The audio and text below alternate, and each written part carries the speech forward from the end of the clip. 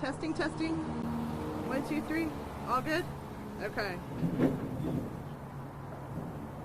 All right. We good?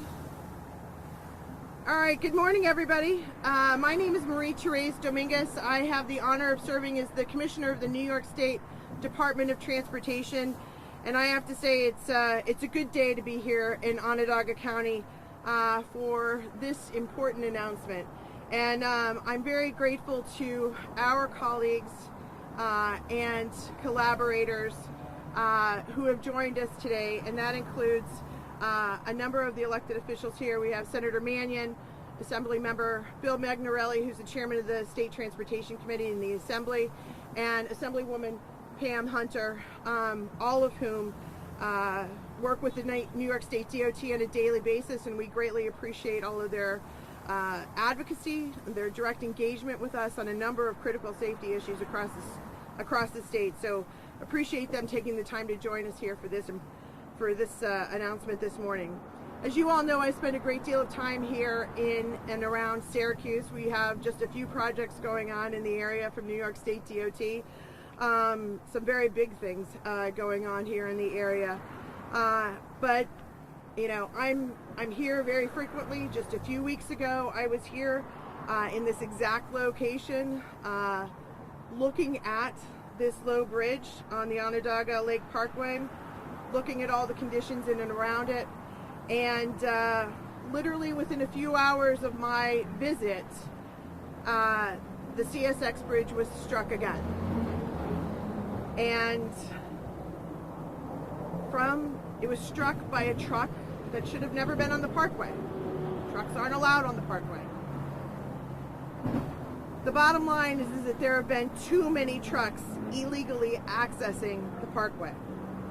So, well in advance of my visit, we put together a Tiger team at the New York State DOT, led by our Chief Engineer, Nick Chuba, and our engineering department, as well as a lot of the great experts here in our Syracuse office, to take a very hard look at the roadway and at this bridge to see what more we could do to further prevent these bridge strikes. And as usual, they came up with some very good, solid recommendations that we're about to announce today. So some of these new measures that we're undertaking, we believe, will make it less likely for the trucks and their overheight vehicles to get onto the parkway. It's also going to provide additional warnings to help them avoid striking the bridge, increasing awareness across the board. This CSX-owned railroad bridge is really a holdover from a bygone era. It was built before the parkway actually even existed. It has substandard clearance at 10 feet 9 inches, and that has really led to frequent collisions with overheight vehicles that are now accessing the parkway illegally.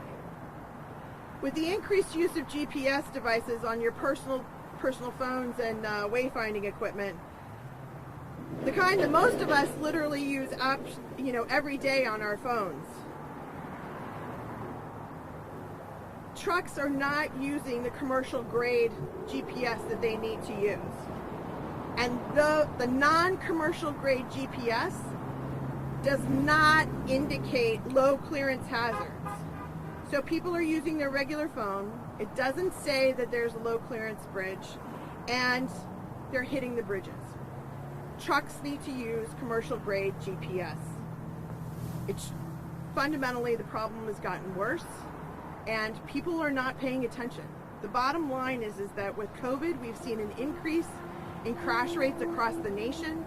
We've seen an increase in distracted driving across the nation, and people are fundamentally distracted in ways that they've not seen before. So we need to make sure that we're doing everything we can to raise awareness and make sure that people take personal responsibility for what they're doing. Already this year, there have been about 6 bridge strikes on this parkway alone.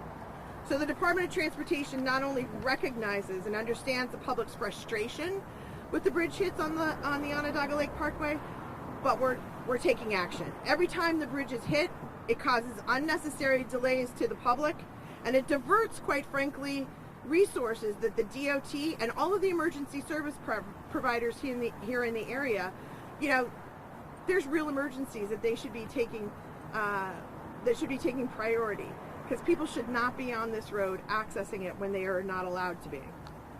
Over the years, DOT has taken significant measures to address this problem. In fact, we currently already have 50 countermeasures in place just in this area alone. 50 countermeasures.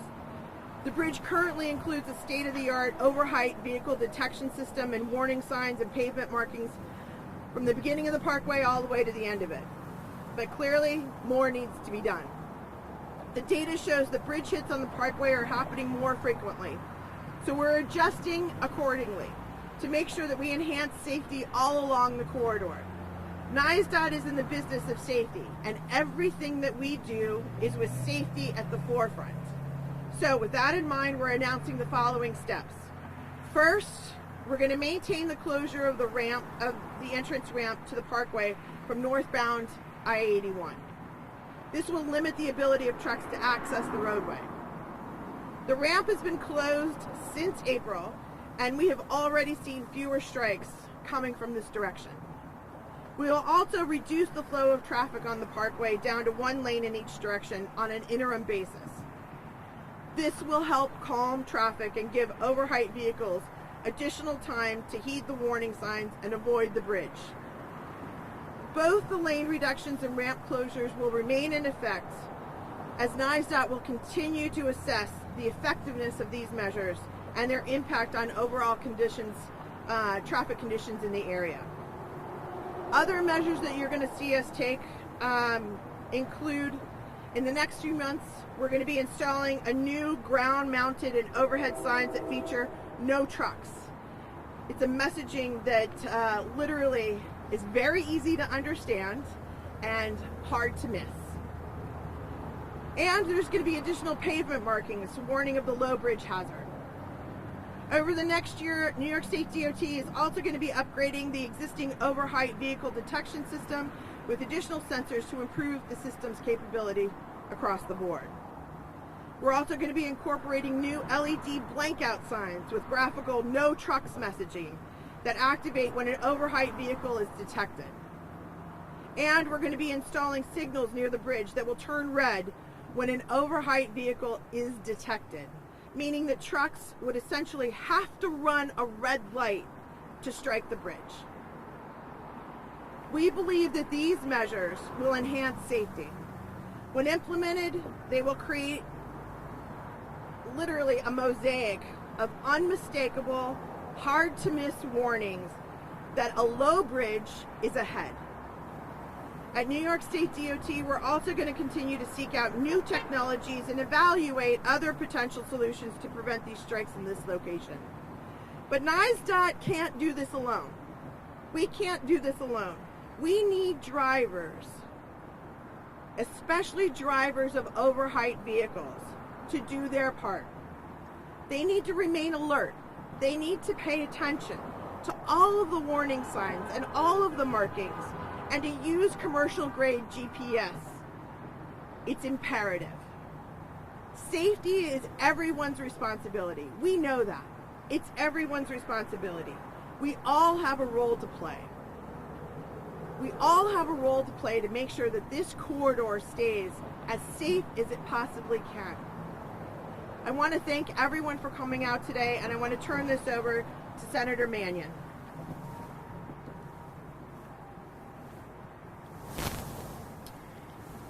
Thank you, Commissioner. And I'd like to also thank my partners in government, Assemblymember Magnarelli and Assemblymember Hunter. And it's nice to be here today. Pleased to see that action is being taken on the Onondaga Lake Parkway Bridge, and that there's a plan that is being enacted, and we'll see that plan in the months ahead. I've only represented Salina since January, but I'm a lifelong Central New Yorker, and it's clear that we have a problem here, and the problem needs solutions. Some of those solutions, as the Commissioner stated, lies in the responsibility of our drivers. But we are taking action.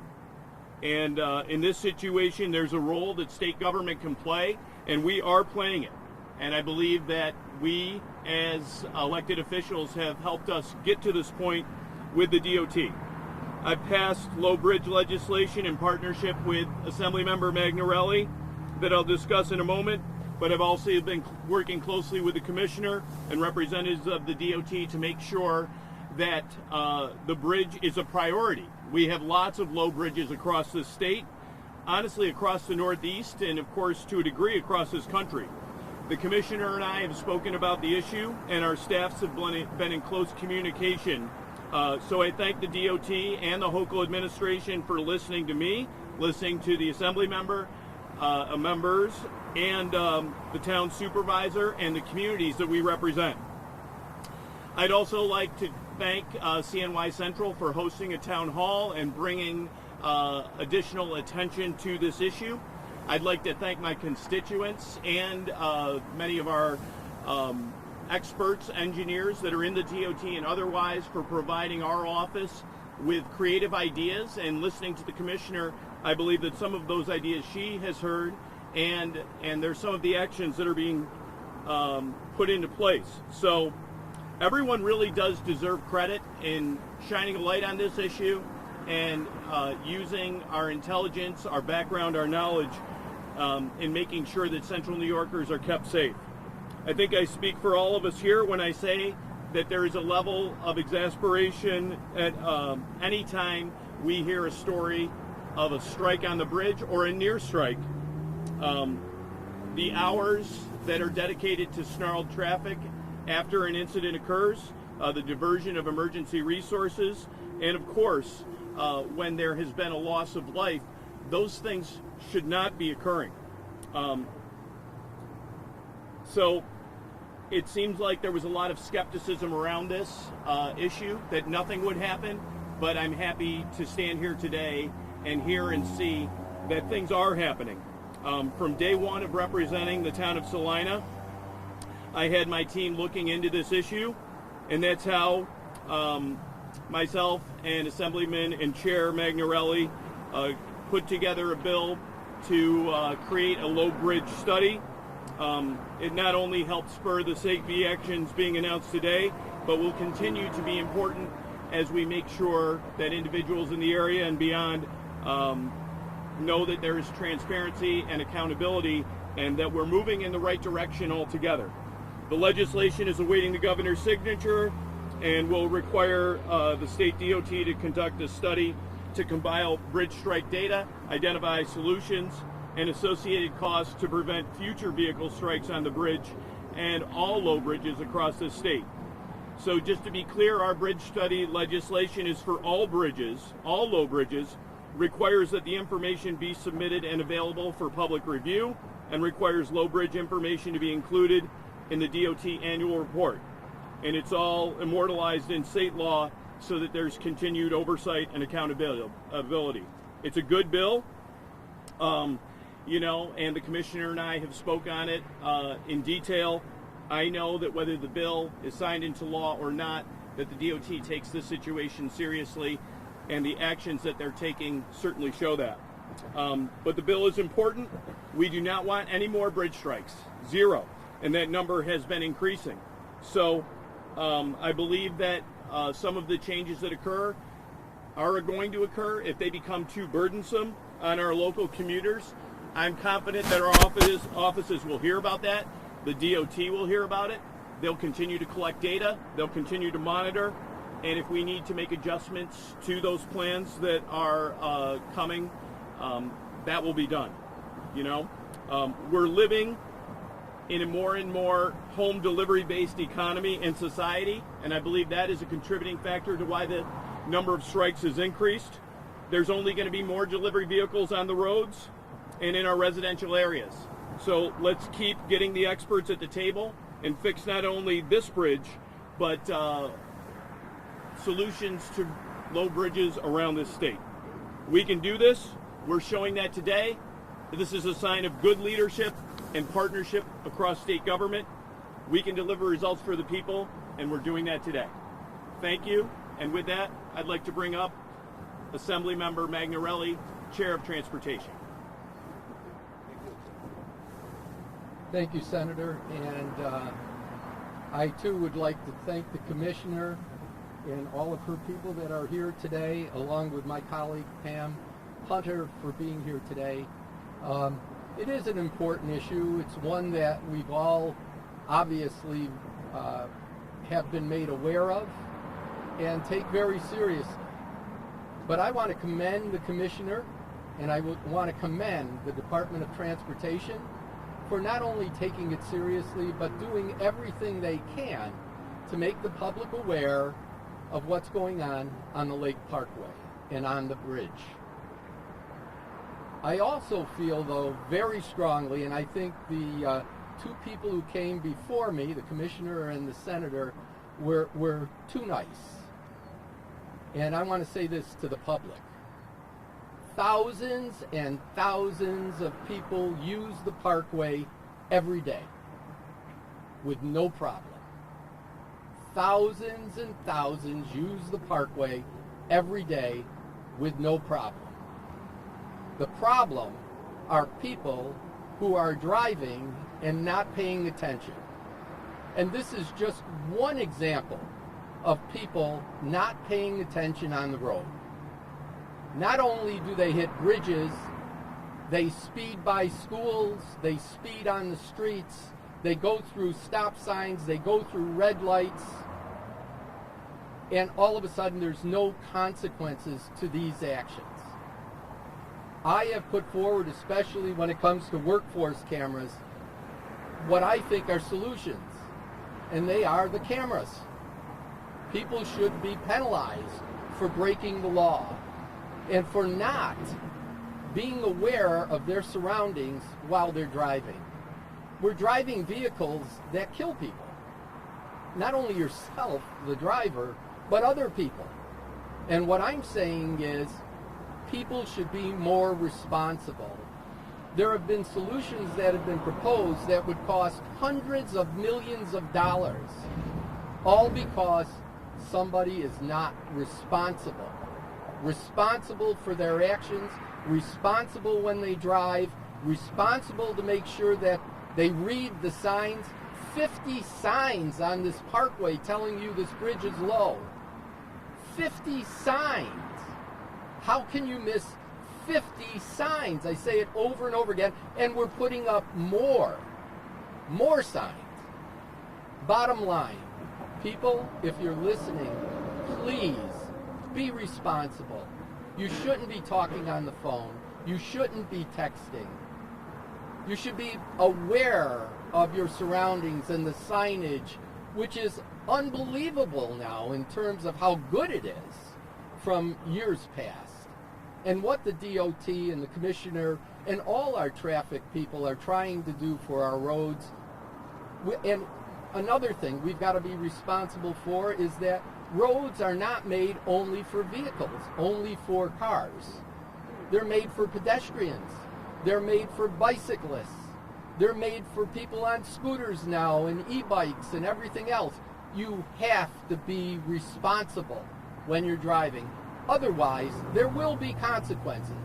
I guarantee it. Because I'm going to be fighting to make sure that laws are enforced in New York State. I want to keep people safe. But you've also got to work for yourself and be responsible. Excuse me. And now you can listen to someone who's a little not so passionate about this, maybe, Pam Hunter, my colleague. Thank you, Bill, and it's a pleasure actually to be here today. And I'd like to thank the Commissioner and the DOT.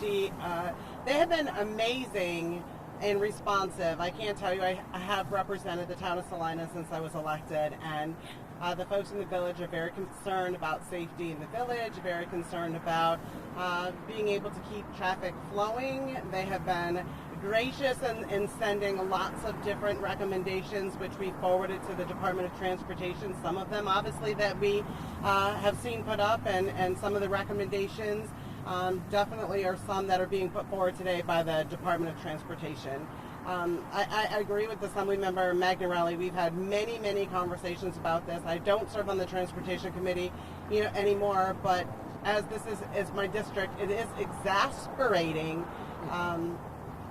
when you see signs that say, no, don't, stop, over and over, and yet we see constantly people just keep going. I know that there were instances when there was a bridge strike that somebody actually got a ticket for every sign they passed that said, no, don't. And if that's where we need to be, obviously they aren't following the rules.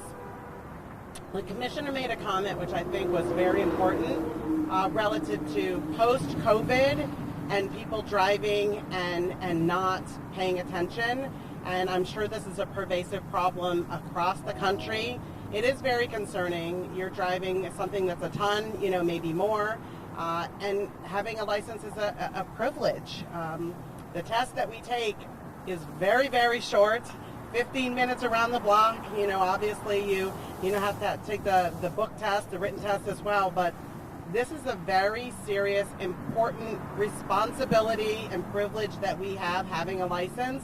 And when there are clear signs that say, no, don't, stop, and we're not following them, there definitely needs to be some repercussion and accountability. I know people are tired of hearing about these bridge strikes, but please know, this is not a Onondaga Lake Parkway only problem, that there are problems all across the state, as was mentioned. So I'm pleading, please put your phone down, put the food down, put the books down. I've heard people are watching movies on their screens as they're driving. I can't even tell you because those dashes in front of us.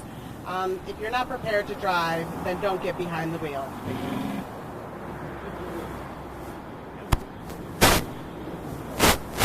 I just want to again say a big thank you to the Senator and both Assembly members. Folks here in the Syracuse area, have excellent representation in the State Assembly, and the level of coordination and literally dialogue that we have with your respective offices, the New York State DOT, is very much appreciated. And we also appreciate, hearing from the public. We've clearly heard from a lot of folks. And again, that's what today is all about. The bottom line is safety. So I also want to say a huge thanks to our team. Our regional director, Dave Smith, who many of you know, wasn't able to join us today, but our chief engineer, Nick Chuba, who's with us today, Scott, our traffic engineer. It's just, we have an incredible team at New York State DOT who works literally 24/7, around the clock, every weather condition, every engineering challenge they're up for. So I just want to say a big thank you to all of your efforts across the board. And with that, we're happy to open it up to any questions that you have for anybody. What was the catalyst for kind of announcing today that a lot of these suggestions people have been suggesting, like reducing the number of lanes going in each direction and different things like that? What was the catalyst for that? In all honesty, we've been looking across the board as the discussion has played out today. New York State DOT has been monitoring and looking at all of the bridges across the state, because as it's been said, this is not the only low bridge in the state. Unfortunately, the number of strikes has gone up, and so we're looking across the board at every safety measure that we can take. When will we see the reduction in the Immediately. So today? Yes. And that's on an interim basis? Yes. Yeah. Go ahead. Yeah. This is Nick Chuba, our chief engineer. The reduction in lane will take place in the next 4 months because we'll have to change have to move pavement the- marking and move all of that. But this is one of the immediate action that's being taken as directed by the commissioner. And I'll ask you So just to be really clear, I don't know if you heard that, but the bottom line is that it's being implemented today, but it's going to take about 4 months to actually see it on the pavement markings and everything else. One lane each way. No, there will be markings. We're just saying it's going to take 4 months to put it all together so you can see it. So it'll be permanent. So Sorry. if you're driving down here today, right now it's 2 lanes each way. So I can sign telling people, oh, Yes, one lane? it'll be marked and signed, and you'll be very clear what you can do. Sorry, you wanted to finish. Oh, I was just going to ask, the detour that's set up now with the construction that started in April, so that detour will become kind of the permanent route for the foreseeable future? Yes. Yes, the detour going to the parkway, we're going to block The northbound lane. going to the parkway. With all the measures being proposed today, there will be assessment. We're going to continue to assess the one-lane reduction, the closure of the ramp. So every measure is being proposed and implemented will be monitored and analyzed, and we'll react accordingly. Because again, balancing the need of the traffic that exists today versus enhancing the safety of minimizing the hits on the bridge. Are these infrared sensors Yes. that are being upgraded with the detection system? Yes, Yeah. both the detection system is being upgraded for greater accuracy and also supplemented by the messaging sign that basically will be dynamic. It will be activated by the detection of the overhead vehicle. So the bottom line is that with the new enhanced sensors that are going in, if there's an overheight vehicle that's coming on, there's going to be a trigger, and an additional set of signs will light up. So what's happening in Correct. in the Schenectady County? Similar. Yeah, actually, just to make a point, the detection we have here was a state leading initiative. What we have on the parkway Right we now. have exactly, and we're supplementing that with a greater accuracy. But what's in the Albany area actually kind of mimics to what we have here with the current technology, because this has been here for many years. So it's similar system.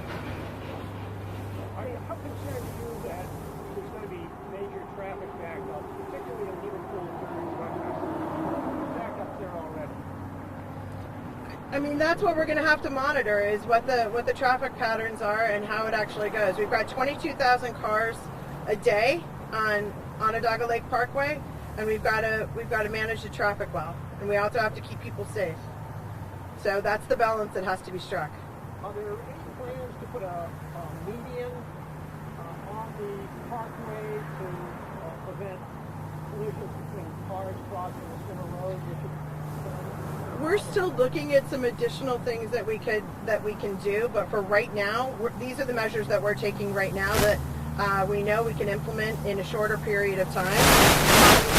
Monitor the data, see how it goes, and then look to see what else we can do in the future. The red light, correct? And that works to apply sensors at this time. Yes, So that is right, and they'll be both direct. correct. When did that turn green? I mean, if it stops at traffic, is there some system where you wait for the truck to turn around and leave before it turns green? Do you want to check that? Yeah. Again, the intent will be as you mentioned, meaning the detection depends on the direction we detect the overhead vehicle. So we will stop both direction. I think we're looking at also a turnaround area where the truck could be turned around or pull over to the side and call the appropriate emergency service to recover that truck. So we're looking. The details are being developed, but the intent is to minimize the inconvenience to the 22,000 vehicles that are on the parkway today. Another question, directing the cars from this ramp to Park Street, we seem to have had an increase in hits on the Park Street Bridge, which seems to be just as low. Are we just shifting the bridge stripes from that bridge to this one over here? That's not the intent. We don't anticipate that because, again, we're still allowing movement to go on the parkway. But they got to go underneath that Park Street Bridge. I mean, they're not supposed to go on there now, right? Yeah. But they are going on there. They're hitting it with internal hits on that bridge. Yeah, but we're going to open the half of this ramp will be open. Only the half that takes you to the Onondaga Lake Parkway will be closed, so people can still come up and go. Come up Yeah. here. Yeah. Yeah. But this part will be closed off. Exactly. and the other- Correct. Exactly. Reducing traffic on the Parkway. Are there any plans? I'm really sorry. Now you're competing against a railroad. I'll speak up. Are there any plans to enhance Old Liverpool Road? Since a lot more traffic is planning on going that way. Yeah, like part of the overall. So with all of the work that's being done, you know, in the entire area, we're engaging in a lot of traffic analysis because we know that traffic is going to shift with people moving into the area, new you know, traffic patterns, etc. So that's part of the overall view that we'll be taking. But that's, you know, as we study everything, it'll be part of that. Is making bridges to the change or making changes to the bridge itself still on the table in any way? Making a change to the bridge itself? Yes. So the bridge is owned by CSX, and we've definitely been engaged with discussions with them. But again, it's a very expensive proposition to in any way, and it's also very difficult, to tell you the truth. The proximity of this bridge to the lake and the water, I mean, it's right there. So it's a very difficult structurally proposition. Has that been ruled out?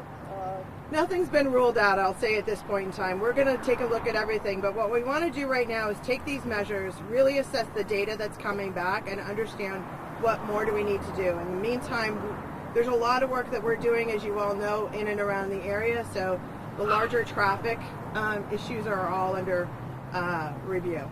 You've said it a couple of times, and some of our representatives here have said it too, but this is something, a time where the community might see that their elected leaders are actually listening to them. We found that with our town hall, that we had a lot of great ideas how to go through and engage the issues there. It was very productive conversation. What do you want to say to people in the community about kind of what this means? I very much appreciate that question, and what I'd like to say is it's reflective of how New York State DOT actually works. It's part of our business process.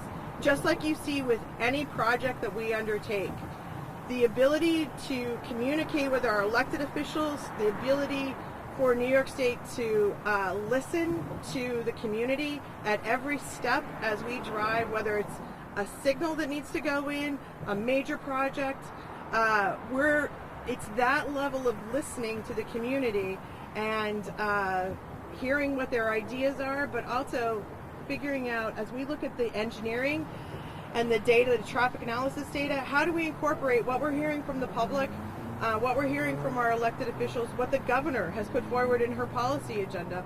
How do we actually take all of that and put that into a workable solution for the community? And that's the way we operate. Will there be any portal or any way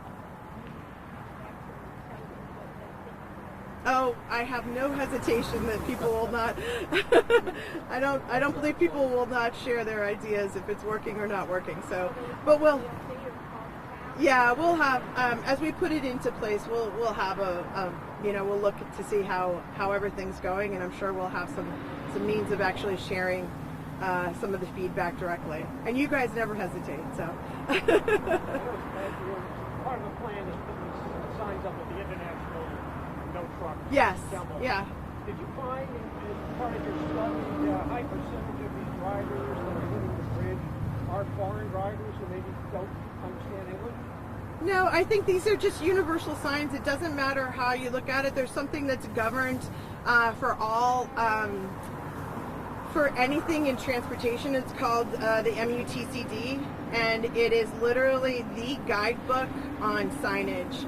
And it's a global manual that's literally shared, believe it or not, through the United Nations. And so that global messaging is across the board. So people understand different things, and we just want to make sure that, there's graphic representation as well as visual representation, as well as literally verbiage. So how many total signs do we have going up?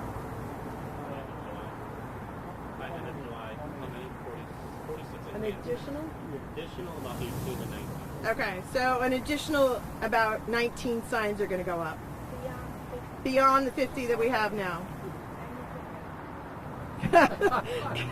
We're going to look at it all and, and actually see what the data tells us. Do you want to, Can you say that again, please? Any word on when the ramp to Old Liverpool Road is going? 2 weeks. The Old Liverpool Road? Yeah. In a couple of weeks. Couple weeks. 2 weeks. Television phones, people looking at their phones. How much of this problem is drivers now who focus on their GPS on their phone, Google Maps or Apple Maps, and not looking out the window and reading signs? So several of our speakers today referenced it, but this is a national crisis, actually, distracted driving. And the U.S. Department of Transportation has put forward a challenge to the nation, and they're looking at it.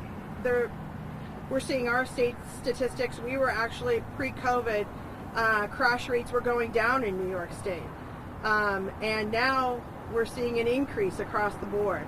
And a large portion of that increase is due to distracted driving.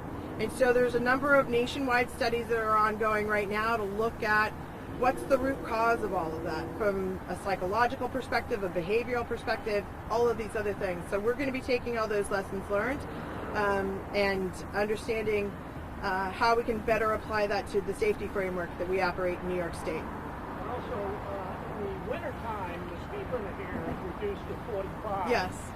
Yet in the summertime, like right now, it's back up to 55, which means 65 in some ways for a lot of drivers. Why not, if you want to slow traffic down, why not just keep it 45 year-round? We're going to be looking at that as part of, as we assess the data that's coming in, we'll be looking at some of the adjustments that we need to make as part of the work on the roadway. One more question? I just want to say thank you again. Thank you all for coming today. Thank you all. Did you want to say anything else? We're good? All right. Thank you all very much.